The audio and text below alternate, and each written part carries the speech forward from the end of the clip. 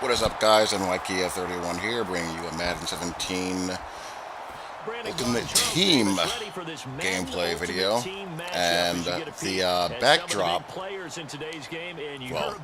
the game is going to be the backdrop, but it's going to be the backdrop to what I want to discuss, which is going quickly around the NFL as we're 1 week past the quarter mark of the NFL season. It's a good time to take stock of who is who and what is what, as teams kind of tend to morph into their identity and you get a sense of who's for real, who's a fraud, and who's just flat out bad. And let me start out with my Jets for a bit. As I sit at 1-4, losers of 3 in a row, and they are every bit worthy of that 1-4 mark. They haven't been unlucky. They haven't been cursed with a ton of injuries. They've just flat out stunk. Ryan Fitzpatrick has 10 INTs already. They couldn't cover me or you.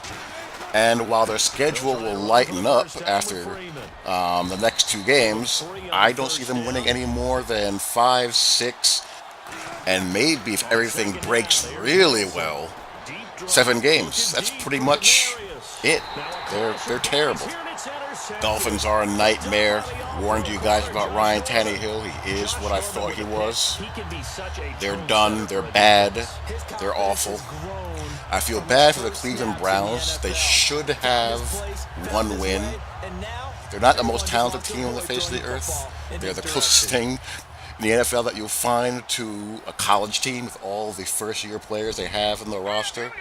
But the thing you can take away with the Browns is that they play like the head coach has a clue. Hugh Jackson knows what he's doing. He just needs players. There's nobody on that team. They should have beat the Dolphins, and they've generally looked competent, but they're just not good enough to compete on a week-to-week basis. Now, the Chargers are 1-4, but they've been unlucky.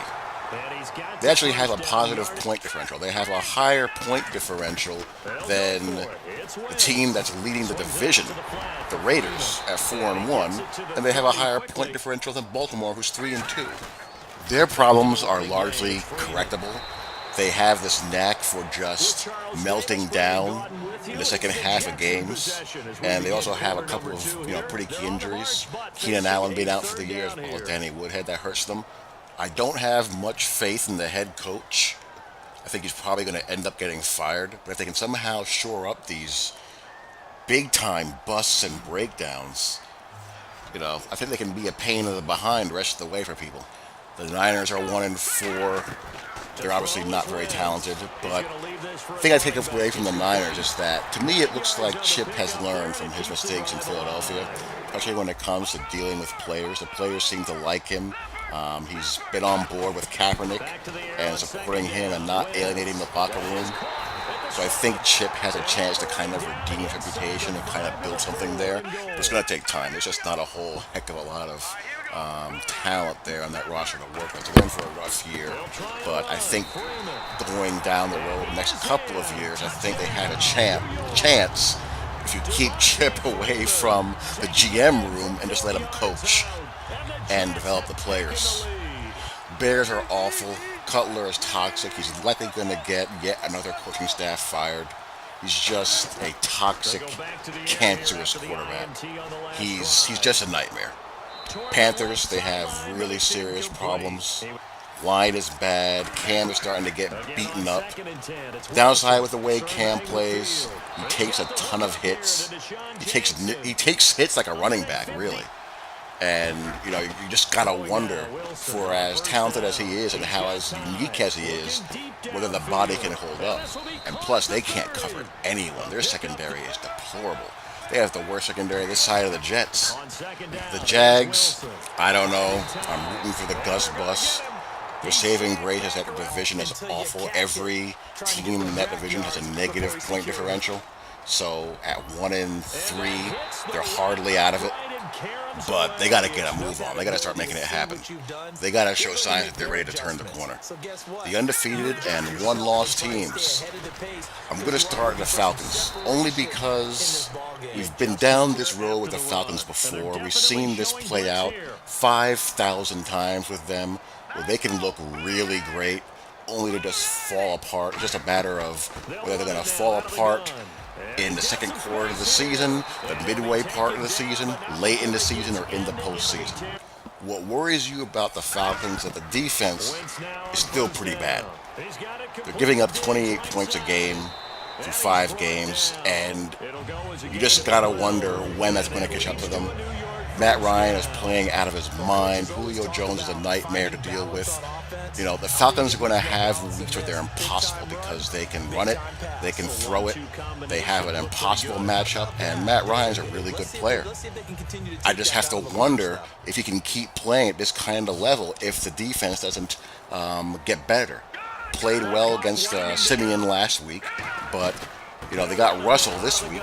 And, you know, we'll just see. If the defense can get better, they can do some big things. If not, it'll be a typical Falcons flame out somewhere along the way.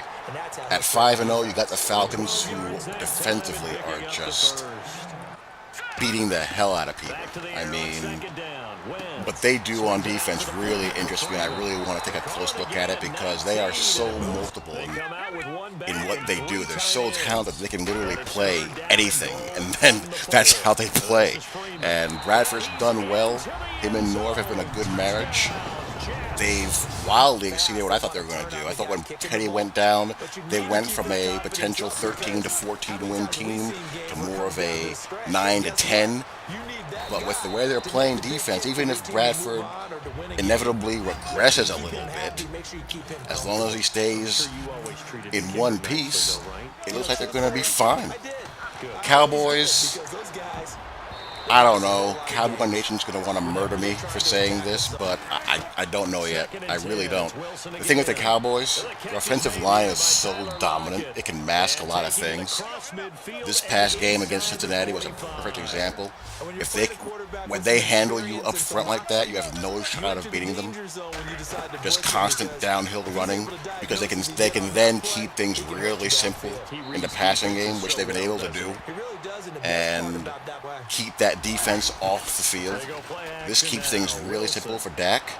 I mean, they don't ask him to throw down the field hardly at all. It's basically Cole Beasley in the slot over the middle being the new Wes Welker, Jason Witten doing what he does, and an occasional 15-yard pass to Terrence Williams. That's basically been it. That's the offense outside of, you know, pounding the ball at people. The Pats I expect to roll the rest of the regular season with Brady back, and when they get those 2 tight ends rolling in that system, it's just going to be impossible to stop. I think they cruise to the division, and they win anywhere between, I don't know, 11, 12, 13 games or so. Pittsburgh, as I said before, when everyone's on the field healthy and or not suspended, they're the best offense in the entire league, in my opinion. Their problem, I think, is similar to the Falcons, whether or not the defense can hold up, especially in the secondary. The secondary is a nightmare as well. But you've got a lot of teams where the secondary is just brutal. Jets, the Steelers, the Panthers, and several others where the back end is just awful.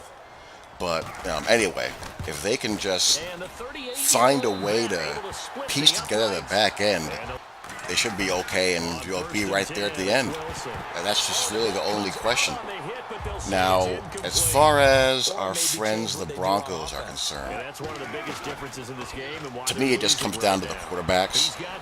When they have weeks where they're asked to win the game, you're going to get what you got against the Falcons. If they can stick to their formula of running the ball, defense doing what it does, and have the game in a position where it can be managed, they'll be fine. If they have to ask Trevor Siemian and or Paxton Lynch to go out there and wing the ball around, that's going to be a problem, as we saw. So that bears watching, down the line. And it looks like I'm out of time. I'll have to do a part 2. Look out for that coming soon. Talk to you all later. Peace.